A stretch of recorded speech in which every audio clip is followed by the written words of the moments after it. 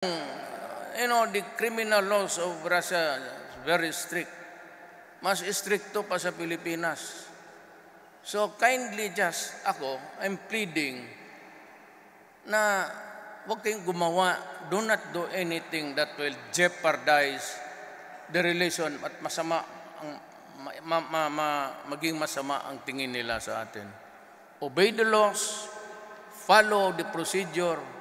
Total, we are working on a sort of agreement na mabigyan kayo ng maluwang na you would be allowed to stay.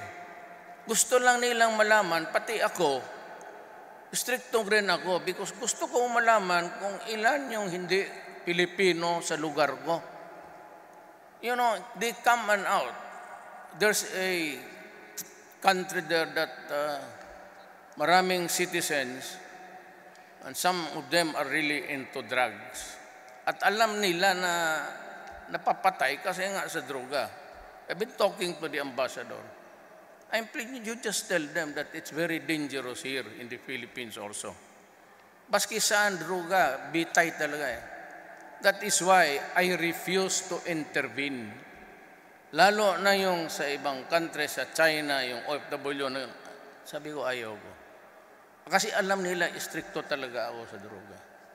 So kindly, do not do anything na mapasama yung tingin nila sa atin. Maganda ang relasyon natin sa Russia. Maganda ang respeto nila sa atin.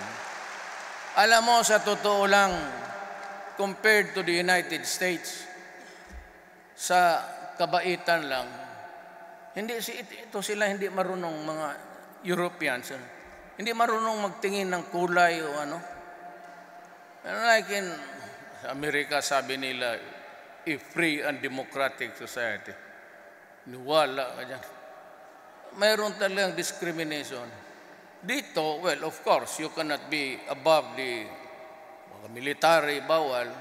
Pero I understand, marami rin nag-asawa na kayo ng Russian dito. Okay lang. Russian citizen Kung gusto ninyo ng Russian, bahala kayo. Kami mga Pilipino, tapos ganun kagaganda, na medyo mahirap to. Huwag naman ubusin yung magaganda. Maiwan naman yung mga Pilipino rin dito. May asawa na ba yung nagkanta? Wala.